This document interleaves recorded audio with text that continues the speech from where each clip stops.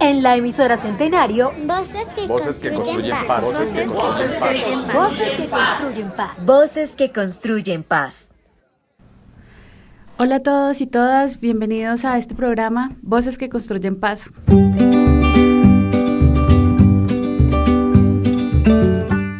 Bueno, ustedes ya me conocen, yo soy los que han escuchado el programa Voces que Construyen Paz, soy docente del Observatorio de Paz y el día de hoy, bueno, estamos un poco conmovidas, estamos en el marco de una clase de la Facultad de Filosofía que se llama Filosofía, Género y Feminismos. Y a propósito de una lectura de las ponencias de las estudiantes, pues hemos quedado un poco tocadas, principalmente porque observamos la potencia emancipadora que ellas contienen y en ese sentido decidimos venir aquí a la emisora a hablar un poco sobre ellas, a expresar lo que pensamos, lo que sentimos a propósito de nuestra clase, también aprovechando que estamos en el marco de la conmemoración del Día de la Mujer, del Mes de la Mujer, ¿no? Estamos en marzo. Y entonces comunicarle a la comunidad estudiantil un poco sobre lo que pensamos en esta clase, que es un poco nueva, ¿cierto? Obedece al nuevo pensum, que es una lucha también de las estudiantes de la Facultad de Filosofía, entonces creo que es importante enunciarlo, reivindicarlo y señalarlo. Me encuentro entonces con Elizabeth Salinas y con Angie Preciado, a quienes admiro muchísimo y de quienes aprendo martes tras martes que nos encontramos, pero también quienes he aprendido a lo largo de lo que les he conocido. De Elizabeth me sorprende su disciplina constante, su pasión por la filosofía. De Angie me sorprende su lucha política, pero también su pasión por el estudio, por la filosofía, porque Angie también estudia Derecho. Y es gamer, ¿sí? ¿Se dice así, Angie? Sí, señora. Entonces me sorprende constantemente con sus múltiples roles y la manera como los ejerce. Entonces las aprecio mucho, las admiro demasiado y gracias por aceptar esta invitación aquí al programa de Voces que Construyen Paz. Gracias, profe. Gracias. Bien, voy a fungir como moderadora. Espero no hablar mucho porque suelo tomarme la palabra mucho en la clase, entonces más bien escucharlas el día de hoy con sus ponencias. Y quisiera un poco preguntarles o que introduzcamos a nuestros oyentes sobre nuestra clase. ¿Qué les ha parecido nuestros textos, nuestros debates? Bueno, pues el primer texto, por ejemplo, que discutimos en la clase, que por cierto, en efecto, lo que dijo la profesora es verdad, es un nuevo pensum que integra género, feminismos y filosofía. Eso es un gran avance en una facultad de filosofía. Y el texto de Medea me dejó sorprendida. Yo me acuerdo que yo pensaba leerlo, digamos, un día a la mitad, otro día a la mitad, pero definitivamente no pude. Tuve que leerlo todo el día porque me llamó tanto la atención, me cautivé tanto, que dije, wow, ¿qué va a pasar? Al final Medea va a matar o no a los hijos, ¿qué significa esto? ¿Cuál es la emancipación que va detrás? Entonces, como primer texto a mí me fascinó, además que uno, al menos en Derecho, uno no se acostumbra a leer tanta tragedia, entonces fue bastante llamativo ese texto.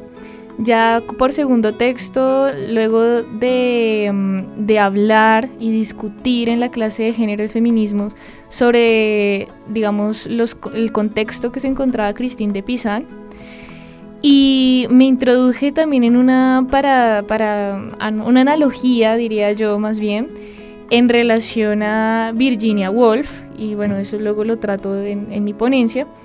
Y es las condiciones materiales que tiene ella y la posibilidad que se le ejerce a esa autonomía femenina de poder escribir y pensar y reflexionar en un espacio de ella, propiamente de ella. Entonces ahí me llamó mucho la atención también, como inmediatamente cuando leí ese texto pensé en Virginia y dije, wow, qué interesante esta relación. Y ya el texto de, por ejemplo, Los dos gobiernos y la familia y la sociedad de Freyes, digamos, fue un texto denso. Para mí fue un poquito denso, en el sentido que introduce bastante historia, bastante acontecimientos, y pues uno tiene que saber previamente de dichos acontecimientos para poder entender, ¿no? Entonces, claro, digamos, el contrato social y todo eso, al menos yo lo veía como en primer semestre de Derecho, volver a retomar, volver a mirar qué significa esto del contrato sexual, pero a la final, claramente, todos los martes se aprende algo nuevo y uno aprende no solamente de como tal el texto, sino del contexto y un poco de análisis que sale digamos, de la boca de nosotras es bastante fructífero y a la final termina siendo muy importante. Entonces, pues, de la mano, muchas gracias, profe, por todos estos espacios. Y ya eso es lo que tengo que decir por los textos. Bueno, nos estaba hablando Angie y ahora Elizabeth, ¿tú qué piensas? Bueno, hola a todos. Bueno, como mencionaba Angie, tratamos con una tragedia que es la de Medea de Eurípides. Es muy importante como hablar de Eurípides porque no se tiene muy en cuenta sus tragedias, sino de Sófocles. Que Sófocles habla de la tragedia de Edipo, de Electra, pero muy poca gente conoce como a Eurípides. Y bueno, Eurípides escribe Medea y a mí me asombró mucho. Fue un primer texto al cual me acerqué de manera pues un poco, pues no sé cómo mencionarlo, tal vez con pocas expectativas, pero me sorprendió bastante, a tal punto de que realicé mi ponencia en base de Medea, de cómo el poder se ejerce en el cuerpo de la mujer y cómo estos dispositivos, que como van a ver en mi ponencia, estos dispositivos de poder son de manera múltiple y son transversales a los roles en los que la mujer la sitúa en la sociedad.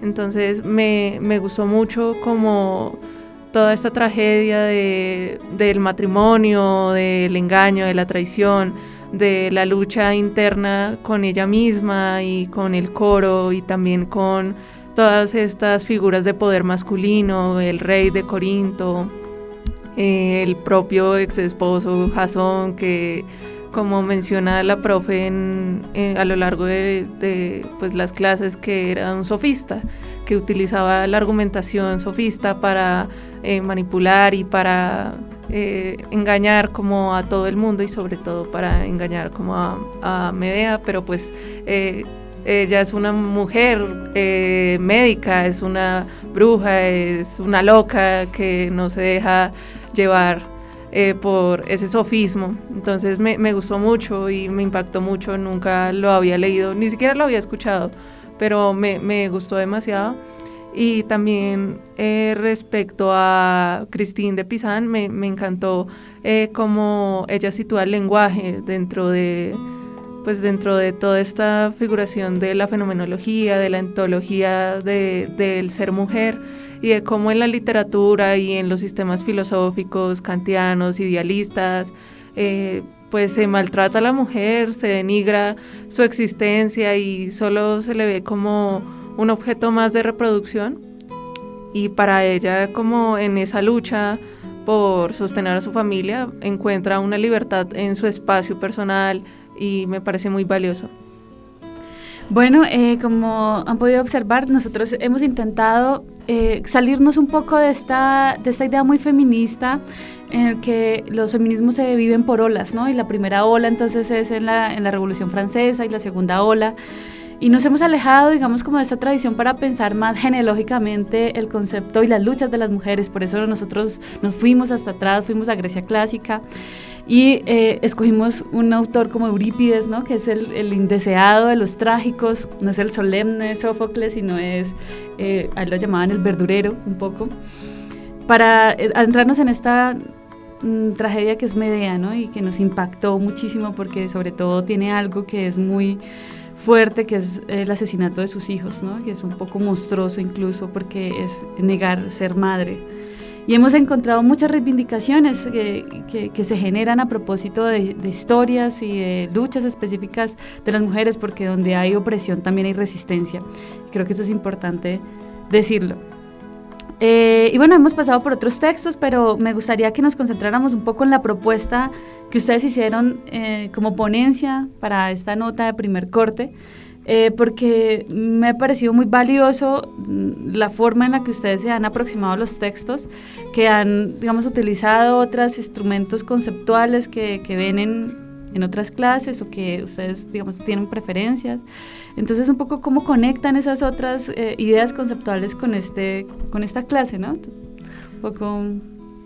Sí, bueno, yo, como ya lo mencioné anteriormente, pues utilicé a Medea, pero desde un análisis desde Michel Foucault, en su libro Historia de la Sexualidad, volumen 1, donde pues él habla y plantea qué es el biopoder, y él plantea que antes de que se diera el biopoder después del siglo XVIII existían unas consignaciones de alianza para formar el cuerpo político y el cuerpo familiar dentro de las sociedades. Entonces ahí encontré en esta alianza como un dispositivo, como lo menciona Foucault, un análisis que se puede dar desde el cuerpo de Medea. Entonces básicamente mi hipótesis de pues Medea, basado en Michel Foucault, es como el dispositivo de alianza se da desde una sexualidad, desde la orientación, donde se da una relación sexual como base de toda existencia de un cuerpo social, y como la mujer en ese cuerpo de mujer encuentra unos roles de madre, de hija, de esposa, de los cuales no se puede zafar, y de los cuales Medea en ese poder, porque el poder, como lo sostiene Michel Foucault, pasa tanto por los dominantes como por los dominados. Y asimismo, pues para Medea, ella fue dominada por un matrimonio, ella aceptó un matrimonio, también dada desde que ella es exiliada, básicamente, de todo este matrimonio, de su nueva ciudad, junto con sus hijos, y donde ya no encuentra entonces refugio y ya no se encuentra movilizada por estos dispositivos de poder, porque ya no tiene unas condiciones de poder económicas, políticas. Entonces encuentra venganza asesinando a la nueva esposa de Jasón, y asimismo asesinando a sus hijos, cometiendo infanticidio. Y eso es muy importante porque ya el poder se vuelve negativo. Según Foucault, el poder siempre se ejerce en todos nosotros, y cuando se ejerce en los cuerpos para destruirlos, ya no se puede ejercer ningún poder. Entonces eso es lo que planteo en mi ponencia. En mi caso, yo hablé un poco de los espacios de autonomía femenina en Christine de Pizan y Virginia Woolf. Digamos que Virginia Woolf habla de una habitación propia, y Christine de Pizan se refiere a la ciudad de las damas. Y a mí me gustaría iniciar mencionando, digamos, la primera frase que yo digo en mi ponencia, y es: las mujeres parecen ser la erradicación y el vicio más eterno de la humanidad. ¿Por qué me gustaría iniciar con esa frase? Y es que en el contexto, digamos, mi argumentación de dicha frase trae un contexto bastante peculiar, ¿no? Bastante violento de las mujeres. Y hablamos tanto en Virginia Woolf como de Christine de Pizan, se dan cuenta de dicho contexto hasta literario, ¿no? De cómo los hombres, de alguna manera, tienen escritos supremamente misóginos, y hacen ver a la mujer como el vicio más grande, la exterminación de la humanidad, lo que nos toca pero no queremos. Entonces es como también una crítica de la manera más posible esa frase, para luego, digamos, en mi ponencia explicar cómo se relaciona tanto Virginia Woolf como Christine de Pizan. La pregunta en la que yo hago referencia es: ¿en qué medida las condiciones materiales y las cargas de cuidado determinan la posibilidad de que las mujeres participen en la producción intelectual y literaria? Claro, no podemos negar que existe un avance un avance en la mujer, pero ¿ese avance realmente es suficiente? ¿Realmente todas nos remuneran el trabajo, no solamente el trabajo laboral pues con un externo, con un empleador, con un patrono, si se podría decir, sino también el trabajo y cuidado que refiere al hogar? ¿Cuál es como esa línea a la que lleva la mujer, ¿no? Entonces, claro, en mi ponencia también, además un poco guiada del derecho, también una posición política, pues, también va encaminada a preguntarse cuál es esa relación entre lo que quiere decir la igualdad, ¿no? Entonces, la Corte Constitucional, por ejemplo, ha hablado de igualdad entre iguales, o igualdad entre diferentes iguales, pero mejor la diferencia, bueno, etcétera. Y también hay que preguntarnos aquí si la ley formal es suficiente para haber una igualdad material, una igualdad realmente en el mundo dentro de la realidad social, ¿no? Que realmente, spoiler, no. O sea, es muy distinto uno poner algo en la ley a que realmente se materialice, ¿no? Incluso las condiciones económicas resultan ser una posibilidad para poder reflexionar, para tener autonomía.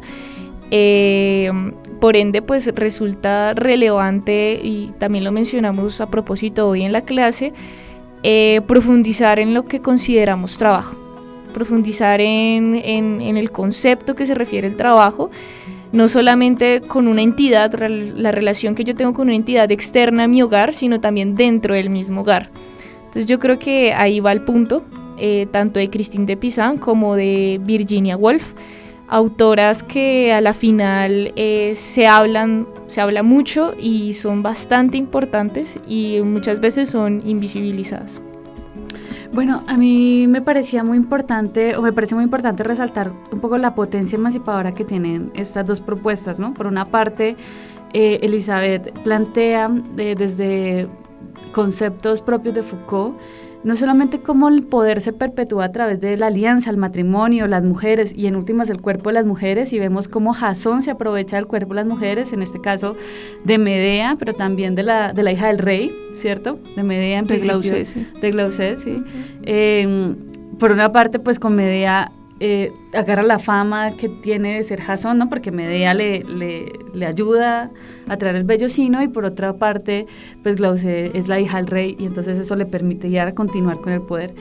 Y entonces Medea, que resulta ser muy interesante, porque significa medio y medicina, termina asesinando a sus hijos, ¿no? Sí. Termina asesinando simbólicamente también a Jasón, en el sentido en el que ya no puede tener hijos y por lo tanto no puede continuar ejerciendo poder, sí, ¿cierto? Entonces, sí, ¿no? Pues nos hablaba un poco Elizabeth sobre esa violencia, ¿no? Que implica, sí, esa también violencia negativa de la que habla Foucault, en la cual, pues como ya lo mencioné, para Foucault, la relación de poder es tensionante constantemente entre todos los individuos y se ejerce, no se posee como un objeto, pero por lo tanto en ese ejercicio de poder dentro de determinadas condiciones y situaciones, por ejemplo en las que ya estaba pues Medea, pues ve que ya no va a poseer esas condiciones de tener un hogar, de tener un esposo, porque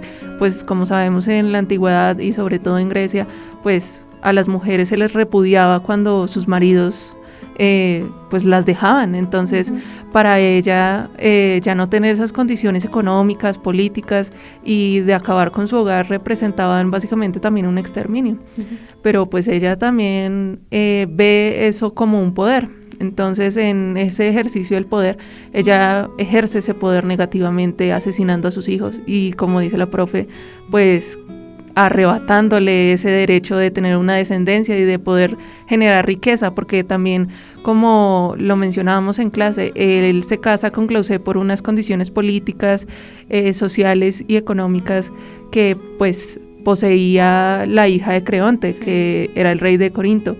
Y pues al ver que ya no va a poder tener hijos con ella, porque está muerta y tampoco va a tener los hijos con Medea, pues básicamente lo condenó y ahí es donde ejerce ese poder negativo. A mí se me hace impresionante la estrategia que tiene Medea, o sea, todo calculado, que luego esto, luego tal, y luego Jasón al final no lo termina matando porque precisamente es una muerte simbólica, ¿no?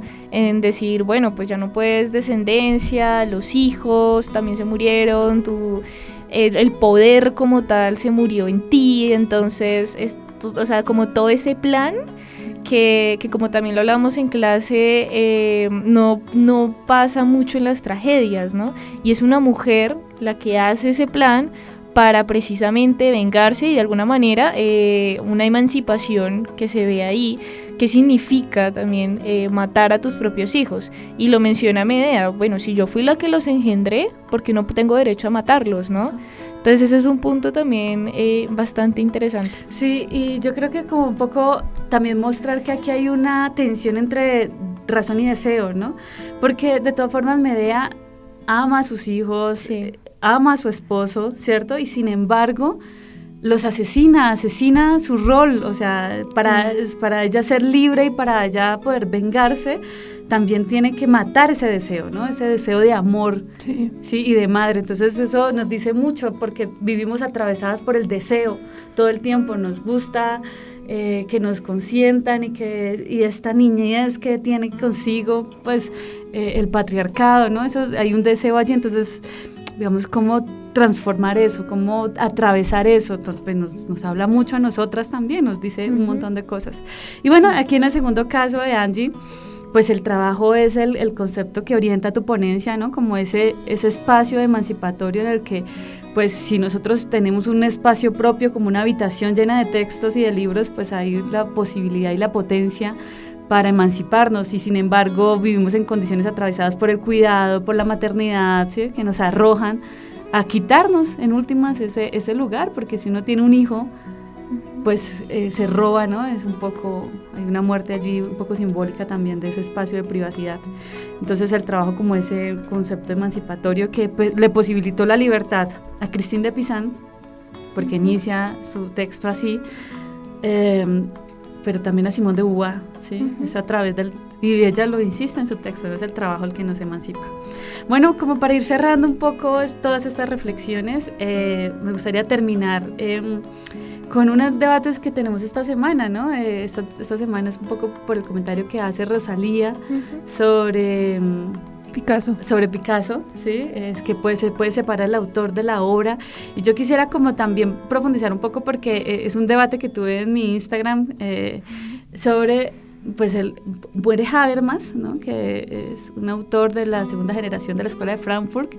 Y vemos que Habermas, pues es innegable la importancia que tiene en esa tradición, la deuda que tenemos a propósito de sus textos a la Escuela de Frankfurt, y sin embargo guardó silencio sobre el genocidio, defendió los sionismos, ¿cierto? Sí. Entonces hay unas contradicciones que nos asaltan, ¿no? Y quería preguntarles a ustedes qué piensan cuando leemos autores que después decimos, uy, pero esto está atravesado por misoginia, y sin embargo no son tan espectaculares y excitantes, ¿no? Sí, pues sobre Rosalía, pues muy controversial como una figura artística tan influyente, pues hoy en día tiene pues estas posiciones pues machistas, donde justifica básicamente a un violentador y dice que su obra no tiene relación con su persona,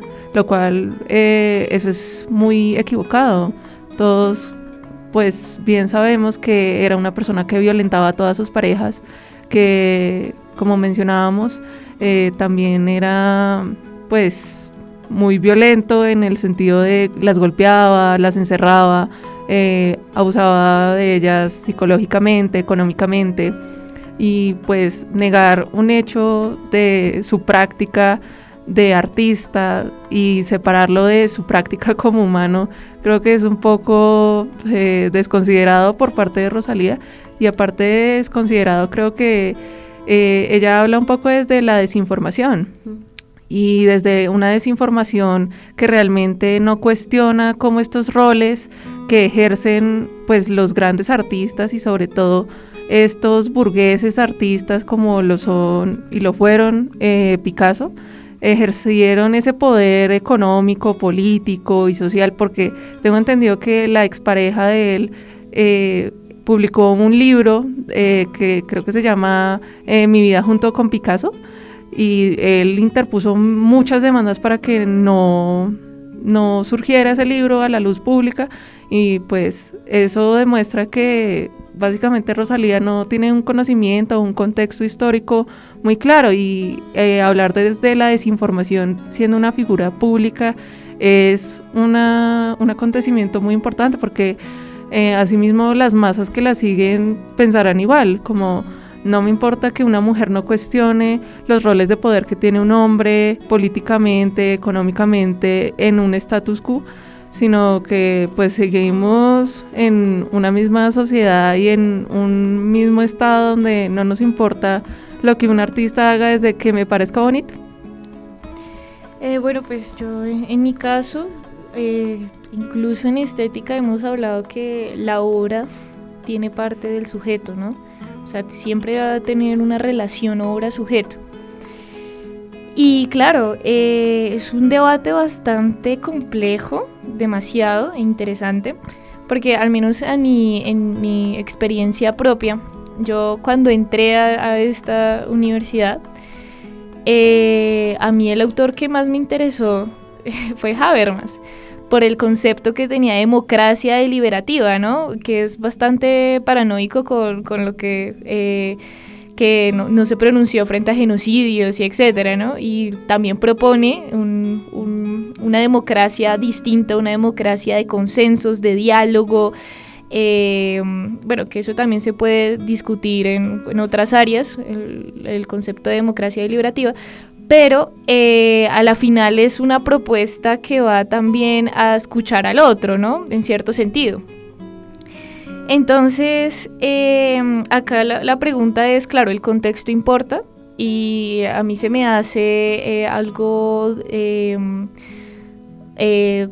¿cómo decirlo?, complicado que una persona tan influyente, ya sea Habermas o Rosalía, no vean primero el contexto previo antes de introducirse a la obra, ¿no? Y es una de las cosas que en filosofía muchas veces se hace. Primero miremos el contexto del autor, las condiciones del autor o de la autora, que la llevaron pues a mencionar lo que en ese momento está mencionando, ¿no? Entonces, pero acá la pregunta es, bueno, ¿y qué pasa con la obra? ¿Sí? ¿Qué pasa con la obra? La importancia académica que tiene la obra, los avances que se han dado con esa obra. ¿Qué pasa? Pasa lo mismo, siento yo, que claro, es un poco distinto porque Habermas y Rosalía pues estuvieron en nuestros tiempos, pero pasa muy parecido a lo que decía Aristóteles, ¿no? Sobre las mujeres, un poco, no, que la mujer no es completa, no es el ser humano completo, que le hace falta, pero a la final sus textos académicos son bastante relevantes en todas las academias del mundo, ¿sí? Entonces es también una cuestión y un debate que se debe realizar y que claramente debemos realizar, no solamente en este espacio, sino en todos los espacios, porque pese a que es estético, también tiene su importancia política. Bueno, por una parte me parece que, no sin decir, bueno, la importancia que tiene Habermas, ¿cierto?, pues al pensamiento y a la filosofía social, y el amor, ¿no?, que le tenemos también un poco a Rosalía, porque también sus canciones nos plantean retos y nos dicen cosas, ¿no?, sí, a las mujeres. Nos muestra y nos devela que estamos también todos llenos y atravesados de contradicciones, ¿no? y que son importantes ponerlas enfrente para poder pensarlas, repensarlas y poder superar también esas contradicciones, que creo que eso hace parte de la crítica y de lo que hacemos en filosofía. Y ya para cerrar, ahora sí, seguro, quiero preguntarles algo. A mí me costó mucho decir de mí misma que soy feminista. Ha sido un camino, ha sido un recorrido. ¿Ustedes qué piensan? ¿Son feministas? ¿No son feministas?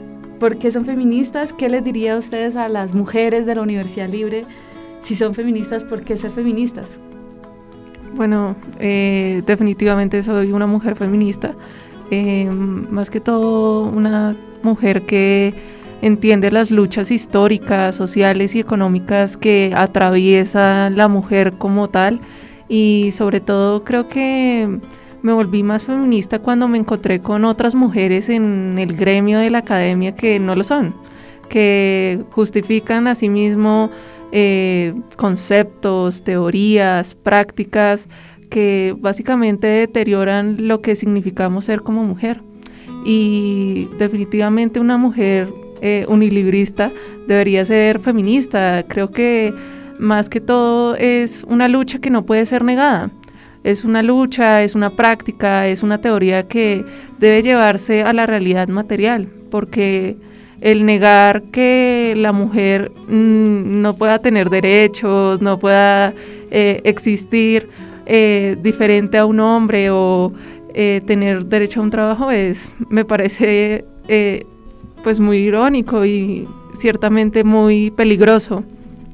Y pues obviamente pues siempre voy a luchar por ser feminista y por obviamente crecer dentro de esa teoría feminista y esa práctica.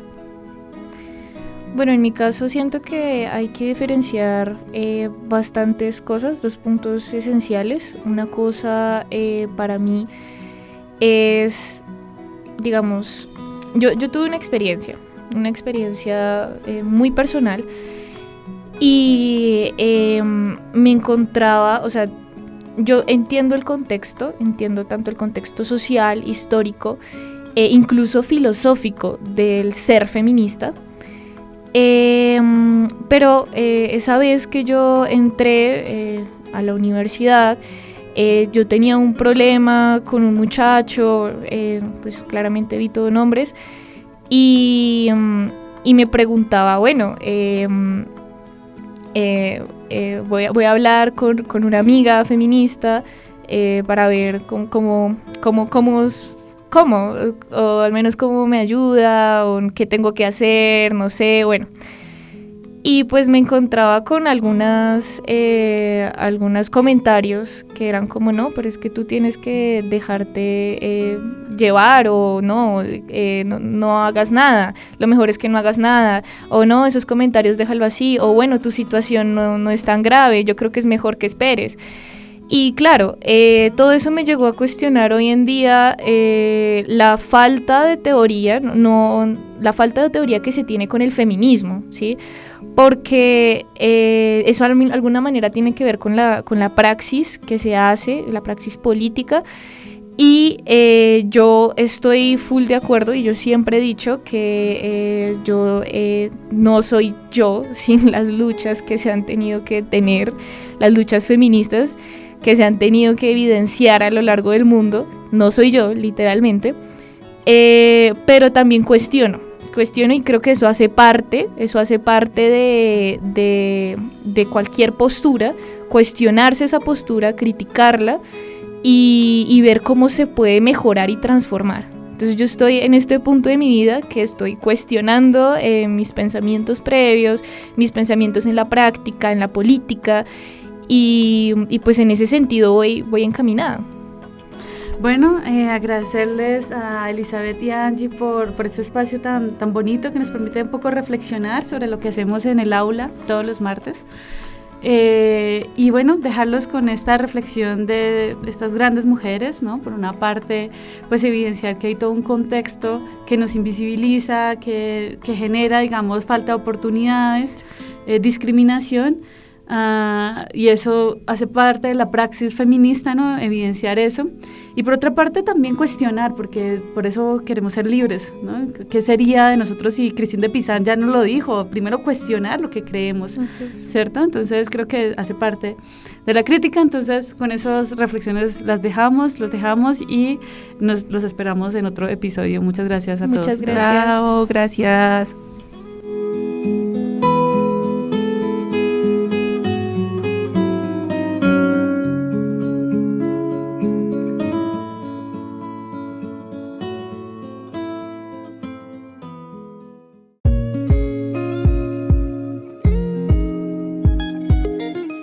Esto fue Voces que Construyen Paz, un podcast conducido por el Observatorio de Paz. Control Master y producción, Santiago Correa. Dirección General, Andrea Masuera Ayala. Emisora Centenario, Unilibre al aire.